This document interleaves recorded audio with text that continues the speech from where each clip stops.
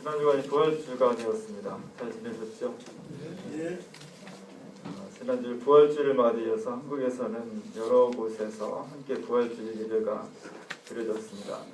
대표적으로 한국 교회의 그 교단이 함께 모여서 세문안교회에서 올해는 연합 예배를 드렸습니다. 세문안교회는 최초의 장로교회죠. 1885년도에 언더우드 선교사가 시작한 교회입니다. 저 교회에서 한국 교회들이 멋있는 장소에서 함께 모여서 주님의 부활을 새벽에 찬양하고 기뻐하는 굉장히 깔끔한 예배였습니다.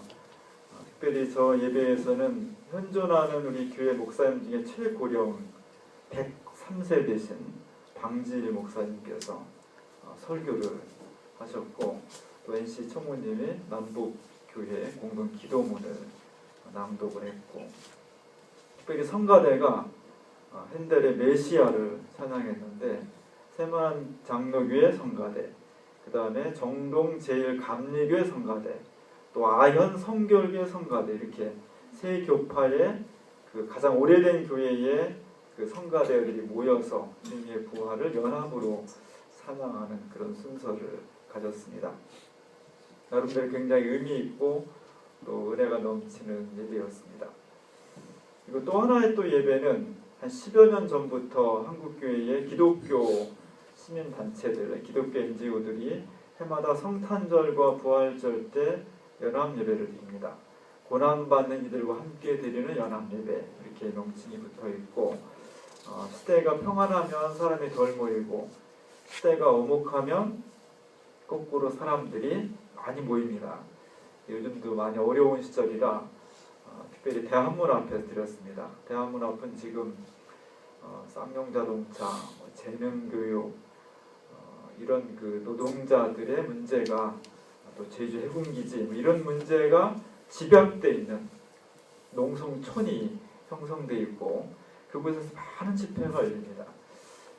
저기서는 뭐 길거리에서 예배를 드리니까 굉장히 어수선하죠. 대한문에 들어가는 사람들, 차 소리도 들리고, 그럼에도 불구하고 여기서 예배를 드리고 성찬식을 하고 함께 증언하고, 어수선했지만 의미상으로는 이 시대에 가장 고난받는 사람들, 가장 낮은 자리에서 눈물 흘리는 사람들과 함께 그리스도의 부활을 기념하고 함께 찬양하고 함께 소망을 갖는다는 것에서 굉장히 의미 있는 그런 예배였습니다. 우리가 어디에 서 있느냐, 무엇을 지향하느냐, 어디서 바라보냐 하는 것이 굉장히 중요한 겁니다. 요즘 교회들은 교인 수를 얼만큼 세느냐가 굉장히 중요합니다. 그래서 교회 장로님들이 당회를 운영하면서 담임 목사님한테 굉장히 압박을 줍니다. 교회는 무조건 성장해야 된다. 살아있다는 것은 성장하는 것이다. 그런 논리가 한국교회 70년대, 80년대 이후 지금까지 일반화되어 있습니다. 그래서 교회가 그리스도의 몸으로서 살아있다는 것은 무엇을 하느냐, 어떤 활동을 하냐는 것은 두 번째, 세 번째고, 성장해야 돼요. 뭐 하니? 수십만 명까지 성장해야 돼요. 그 압박을 고스란히 목회자한테 책임을 지우게 하는 거죠. 우리나라에 참 좋고 훌륭한 장로님들도 많은데 안 그런 장로님들 굉장히 많습니다. 그래서 권한은 다 자기네 행사하고 책임은 다 목회자한테 미루는 그런 게 굉장히 많습니다. 그래서 1년 내내 교인 수를 다 쉬어가지고 연말 당회 때, 다음 해를 계획한 연말 당회 때 딱 그래프를 갖다 내놓는 거죠. 목사님, 지난 10년 동안 우리 교회의 교인 숫자가 이렇게 증감을 했습니다. 이걸 어떻게 책임지려니까 이렇게 압박을 가합니다. 목회자는 그게 늘 정신적으로 부담이 돼요. 그래서 교회 숫자를 늘리고 그 숫자가 줄어들면 굉장히 스트레스를 받고, 어떻게 빨리 늘려야 될지, 어떻게 기하급수적으로 이 교인들을 성장시켜야 될지가 목회자의 마음속에 늘 자리 잡고 있게 됩니다. 이런 상황에서 생명의 교회, 무슨 정의를 추구하는 교회, 평화를 만드는 교회, 이런 개념들은 들어설 공간이 없는 거죠. 어떻게 하면 전도를 폭발시켜서 이 자리를 꽉 채울 수 있을까? 그런 것들이 목회의 첫 번째 목표가 되는 겁니다. 이것이 일반적인 현상입니다. 그래서 교인 수를 계산하는데 사람들이 다 이렇게 계산을 하게 되죠. 숫자를 세게 되죠. 장로님이 이렇게 숫자를 쫙 세는 숫자하고 전도사님이 세는 숫자하고 다릅니다. 장로님이 세는 숫자를 세는 것 자체가 뭔가 목회자를 감시한다는 느낌이 있기 때문에 최소화시키는 거죠. 전도사님은 늘 정직해야 된다는, 숫자는 정직해야 된다는 관념이 있고, 또 담임 목사님한테 보이게 보이지 않게 스트레스를 많이 받기 때문에 덜 세진 않지만 더 세지 않습니다. 목사님 사모님도 셉니다. 사모님의 세는 숫자는 늘 많아. 전목이 아이까지 세야 되고 뱃속에 태아까지 계산을 해서 늘 이렇게 똑같은 예배를 드린데도 장로님이 세는 숫자와 전도사님이 세는 것과 목사님 사모님이 세는 숫자가 다 다릅니다. 왜냐하면 각자 이 숫자를 통해서 무엇을 말하고 싶은 건지가 다르기 때문에 이런 숫자가 다르게 나오는 거죠. 그런 관점이 굉장히 중요한 겁니다. 지난주에 우리 교회가 부활절 칸타타를 했죠. 들으셨죠? 다 칸타타? 예. 굉장히 잘했습니다. 굉장히 열심히 했고 이게 대예배 때 좀 했어야 되는데 교인들이 다 나올 줄 알았더니 많이 가셨더라고요. 그래서 지난주에 오후 예배에 칸타타를 참여하지 못한 분들은 참 아쉽습니다. 꼭 인터넷으로라도 성가대 칸타타를 꼭 들어보시기 바랍니다. 굉장히 열심히 한 찬양이었고 아주 정갈한 찬양이었습니다. 제가 그걸 기념하기 위해서 사진을 한 장 찍었습니다. 사진을 찍는 것은 사진만 딱 보면 저 사진을 어느 각도에서 어느 관점에서 찍었다는 것이 나타나죠. 어디서 찍었겠어요? 저쪽에서 찍은 겁니다. 저쪽에서. 바라보는 사람의 시선과 무엇에 관심이 있는지도 잘 나타나 있습니다. 근데 제가 찍고 나서 보니까 이 뒤에 세 사람 머리가 쫙 보이더라고요. 사실 성가대만 찍으려고 했는데 줌이 잘 안 돼가지고 할 수 없이 나왔습니다. 이 세 사람 머리가 왜 나왔겠어요? 객관식으로 물어보겠습니다. 머리가 커서 나왔다. 앞 얼굴보다 뒷모습이 멋있어서 나왔다. 설교자가 맛있는 걸 사줘서 나왔다. 답은 4번이죠. 그냥 나온 거죠. 그 자리에 앉아 있어가지고. 우리가 어디에 앉아 있느냐, 어디에 머물러 있느냐, 어느 삶의 위치와 계층 속에 살고 있느냐 하는 것이 우리의 삶을 결정하는 경우가 굉장히 많이 있습니다. 지난 4월 2일 날 감리교 조하순 목사님이라고 평생 결혼하지 않고 하나님과 결혼해서 사신 아주 훌륭한 목사님 8순 감사 예배가 있었어요. 그를 따르는 수많은 후배들과 또 시민단체, 여성단체 이런 분들이 80평생 동안 참 고생하셨는데 우리 후배들이 큰 잔치를, 축하하는 잔치를 마련해 주었습니다. 그리고 제목을 거침없는 하순씨, 세상과 춤추다 이렇게 제목을 붙였어요. 저분의 삶을 보면 60년대부터 동일방지 여공으로 취업을 해서 노조를 만듭니다. 사실 70년대 동일방지 사건, YH 사건 이런 것들이 유신시대를 종말시키는데 굉장히 중요한 역할을 한 겁니다. 지금이야 노조가 많이 만들어져 있고 지금도 사실 없는 노조를 만들기 쉬운 게 아닙니다. 60년대에 노조를 만든다는 것은 그건 정말 노조 만들다가 얼마나 많은 고초를 당해야 될 것인지를 각오하고 고난을 당하면서 만드는 거죠. 인천에 도시산업선교회를 만들어서 교회가 이 땅에 가난한 노동자들, 힘든 빈민들을 위해서 헌신하고 그들과 함께 연대해야 된다는 것을 이미 50년 전부터 이분은 평생 동안 실천을 한 것입니다. 그 과정에서 수없이 감옥에도 갇혔고 긴급조치에 걸려서 투옥도 됐고 몸도 아팠고 고문도 당했고 많은 어려움을 겪었습니다. 이 목사님이 80 먹어서 이제 후배들한테 나와서 이야기를 하는 말이 자신의 평생을 이제 회고하면서 하는 말입니다. 내가 어떤 생각을 하느냐, 어떤 사상을 갖느냐 하는 결국은 몸이 결정하더라. 물론 내가 생각을 해서 몸이 따라하는 경우도 있지만 내가 몸이 지향하는 곳, 내 몸이 위치한 곳에 따라서 내 생각이 결정되더라. 결국 내 생각은 내 발이 결정하는 거다. 이런 이야기를 하셨습니다. 우리가 어디에 있는지, 우리가 무엇을 지향하는지, 내가 어떻게 살아가고 어떻게 생각하느냐 하는 것은 결국 내가 어디에 위치하느냐에 따라서 결정이 되는 것입니다. 우리 본문을, 오늘 성경 말씀을 지난주에 똑같이 한번 읽었습니다. 예수님이 돌아가셨고 그 무덤에 많은 사람들이 두려움과 공포 속에서 그 무덤을 찾을 생각도 못하는 그 새벽에 막달라 마리아와 예수님 어머니 마리아와 여러 여인들이 그 새벽에 무덤을 찾아갔습니다. 그 무덤이 비어 있었습니다. 1441년대에 프라 안젤리코라는 사람이, 이 사람은 굉장히 착한 사람이었어요. 천사처럼 착한 사람이라 이름이 안젤리코는 천사잖아요. 천사, 엔젤. 천사같이 착한 사람이 수사인데 많은 그 성화를 그렸습니다.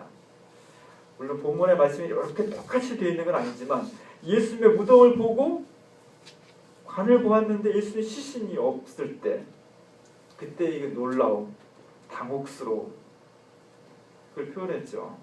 그리고 그 관 위에 젊은 청년이, 천사로 표현된 젊은 청년이 나타나서 이야기를 하는 겁니다. 너희는 왜 예수 그리스도를 여기서 찾느냐? 그는 여기 계시지 않다. 그는 너희에게 이미 말했던 것처럼 먼저 갈릴리로 가 계실 것이다. 그리고 거기서 제자들과 너희들이 다시 예수님을 만날 수 있을 것이다. 부활하신 예수님이 계신 곳은 갈릴리였다라는 것입니다. 사실 이 증언이 복음서에서 굉장히 중요한 증언입니다. 물론 예수님이 부활하셨다는 것과 그 부활하신 예수님을 만날 수 있는 곳이 갈릴리였다. 우리나라 사회에서도 서울이 되게 중요하죠. 그래서 사람은 낳으면 어디로 보내요? 서울로 보내죠. 말은 낳으면 어디로 보내요? 제주도로 보내죠. 말의 서울은 제주도고 사람의 서울은 서울입니다. 왜 서울로 보내냐? 지방자치 시대임에도 불구하고 굉장히 서울의 중요성이 사그러지질 않고 있습니다. 그래서 우리나라 인구의 절반 이상이 서울 중심의 이 땅에서 지지고 볶고 사는 거잖아요. 지방으로 내려가면 훨씬 넓게 여유롭게 살 수 있음에도 불구하고 그거 다 마다하고 서울에 사는 거잖아요. 거기에는 정치, 경제, 문화, 종교, 유행, 정보 모든 것이 서울에 집중되어 있기 때문에 이 서울을 버릴 수가 없는 겁니다. 이스라엘의 수도는 예루살렘이었습니다. 예루살렘이 물론 로마의 식민지였지만 예루살렘이 가지고 있는 중요성, 집중성 이런 것들이 떨어지지 않는 거죠. 정치의 중심지였습니다. 경제, 문화 모든 것이 여기서 이루어집니다. 특별히 종교의 중심지였습니다. 다윗이 수도를 예루살렘으로 옮기고 솔로몬에 의해서 성전이 지어지고 예루살렘의 법궤가 모셔진 이후로 예루살렘은 누구도 어느 곳도 추종을 불허할 수 없는 종교의 중심지였습니다. 그리고 모든 신앙인들은 반드시 예루살렘 성전에 와서 예배를 드려야만 예배를 드리는 거예요. 여기서 우리 지금 예배 드리는 거 다 가짜 예배라는 거예요. 딱 한 군데 수도인 예루살렘 성전에 와서 예배를 드리는 사람만 예배를 드리는 거고 그 사람만 구원을 받는다는 것이 지금 생각하면 어처구니 없는 얘기지만 다윗 시대부터 예수님 시대까지 1000년 동안 부동의 논설이 되었던 겁니다. 그런 가운데 예수님께서 사마리아 여인과 얘기하면서 우리가 어디 가서 예배를 드리면 좋겠습니까? 그게 뭐가 중요하냐? 신령과 진정으로 예배드리는 게 중요하지. 그거는 1000년 뒤에 일어난 일이고 예수님 당시에 그 말은 아주 세미한 음성, 별로 영향력이 없는, 아직 영향력이 끼치지 않은 그것에 불과했던 거죠. 아직도 예루살렘은 정치, 문화, 종교의 중심지였습니다. 모든 사람이 기왕에 한번 이 세상을 살아갈 것이라면 다른 곳이 아니라 예루살렘에 가서 살아자, 예루살렘에 가서 포부를 펼치자는 것이 모든 사람의 슬로건이었던 거죠. 예수님도 부활하셨는데 그 부활하신 예수님이 복음을 증거하고 사람을 구원하려면 기왕이면 정치와 문화와 종교와 매스컴과 사람의 숫자와 모든 것이 집중되어 있는 예루살렘으로 가시는 것이 사람을 구원하기에 훨씬 더 효율적인 거죠. 근데 오늘 예수님 부활하셔서 그곳에 안 가고 갈릴리로 가셨다는 거예요. 예루살렘의 대척점에 갈릴리가 있습니다. 갈릴리는 저 시골 구석이에요.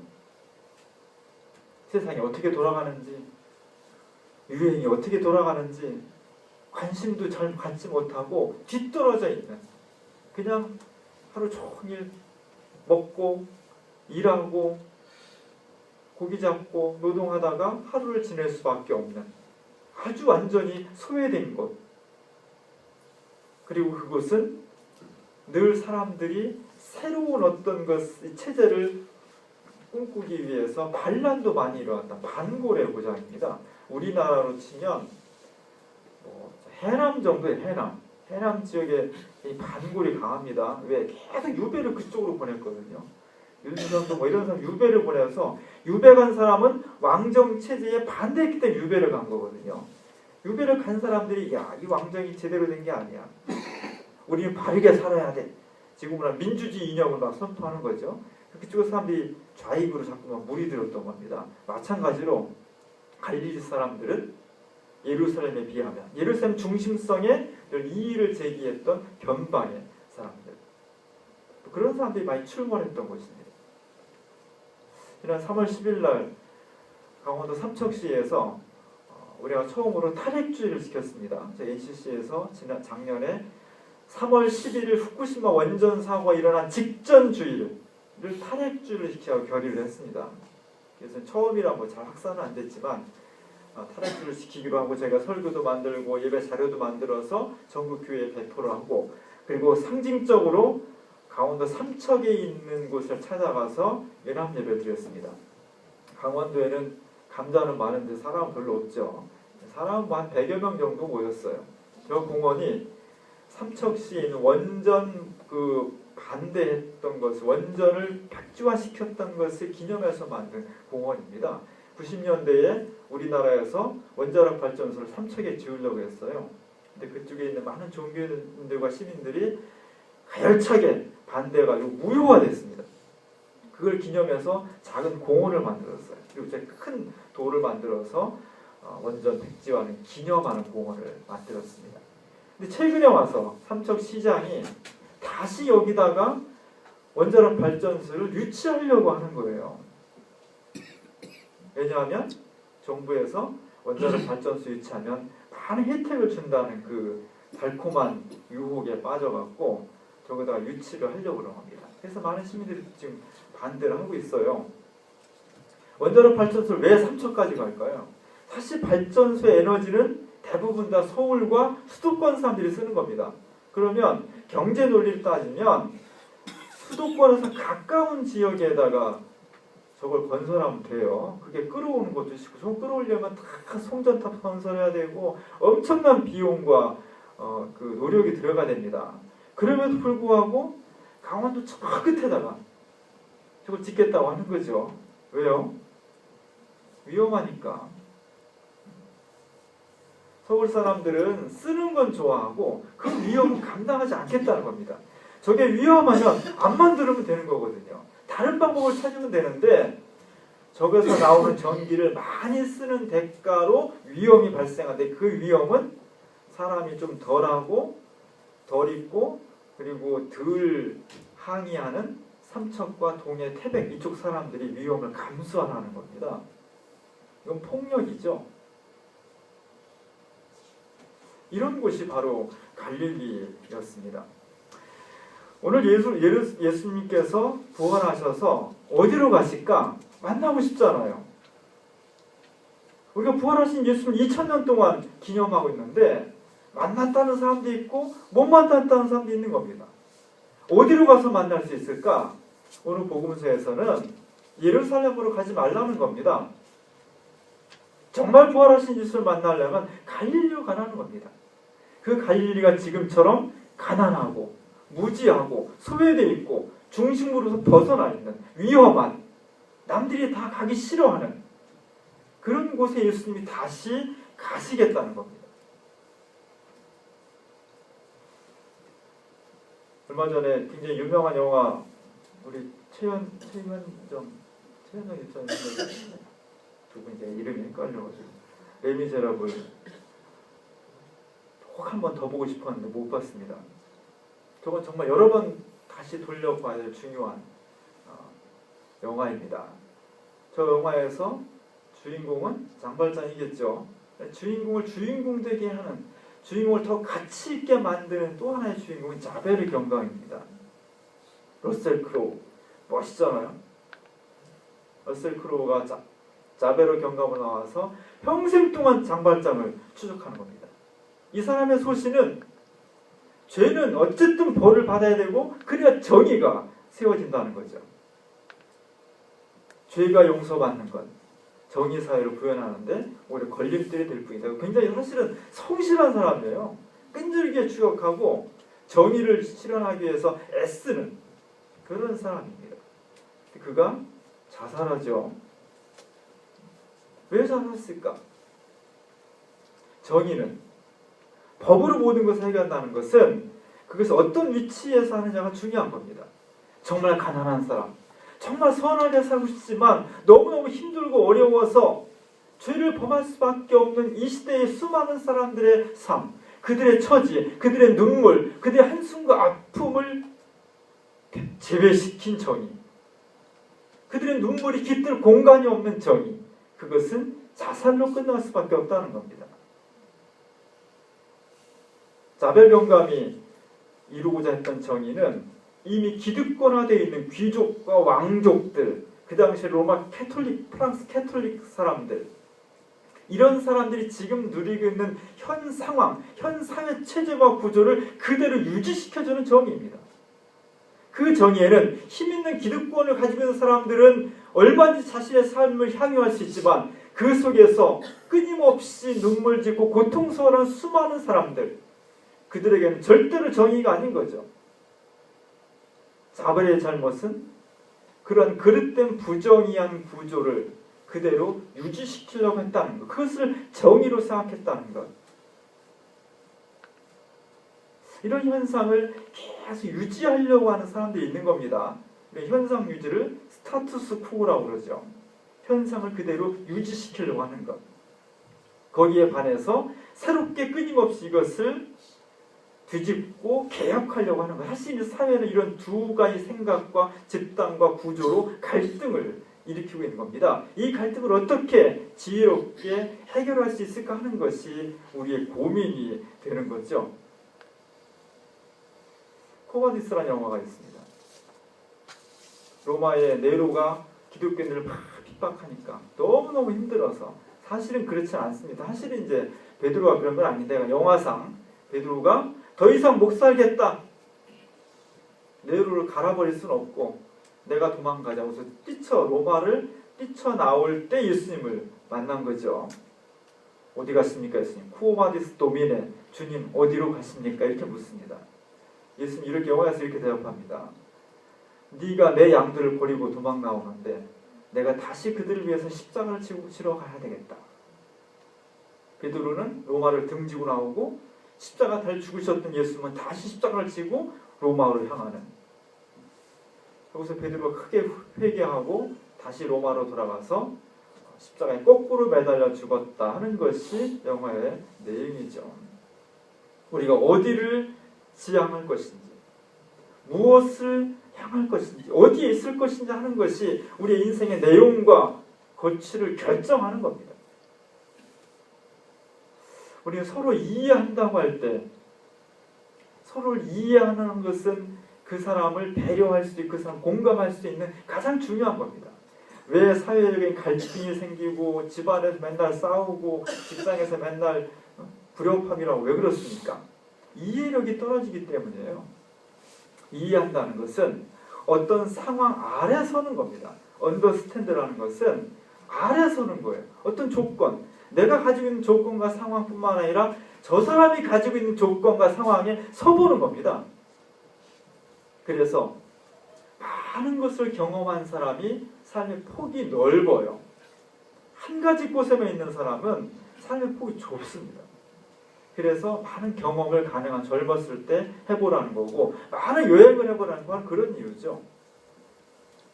사실 우리가 예수님의 십자가를 잘 이해하려면 십자가에 못 박혀봐야 돼요. 내가 한 달 있다가 십자가에 못 박혀 죽는다는 그걸 경험해 봐야 돼요. 사실 필리핀에서는 1년에 한 번씩 사람을 발에 못을 박습니다.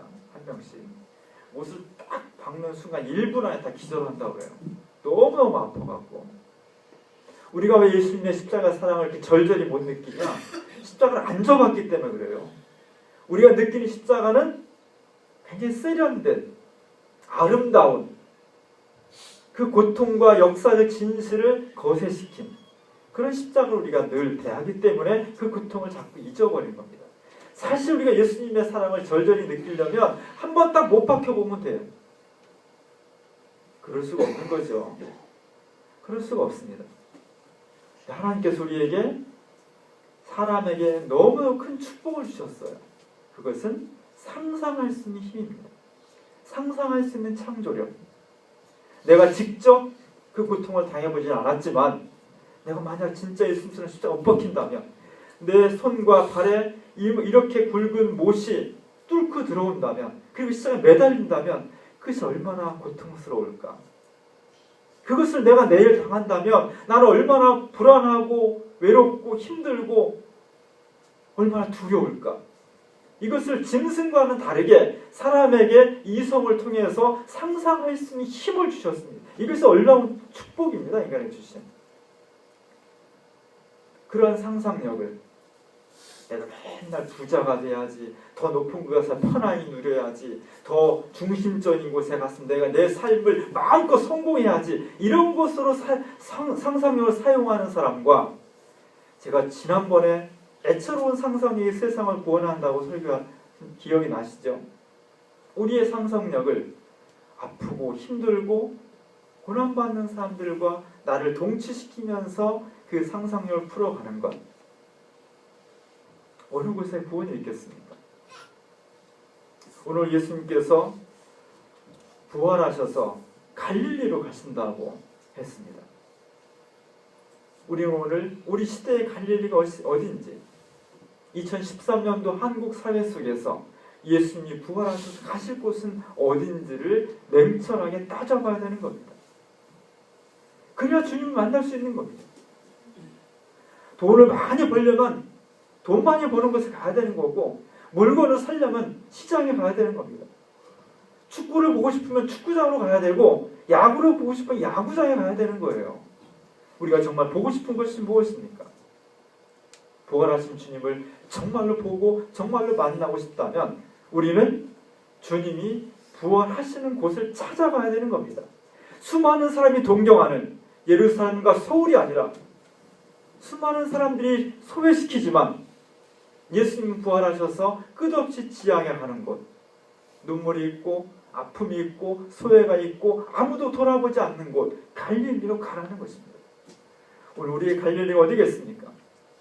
눈을 크게 뜨고 깊게 떠서 예수님이 가실 만한 갈릴리를 믿음으로 찾고 상상하는 것, 그곳에 부활하신 주님과 만날 수 있는 가능성이 열려져 있는 것입니다.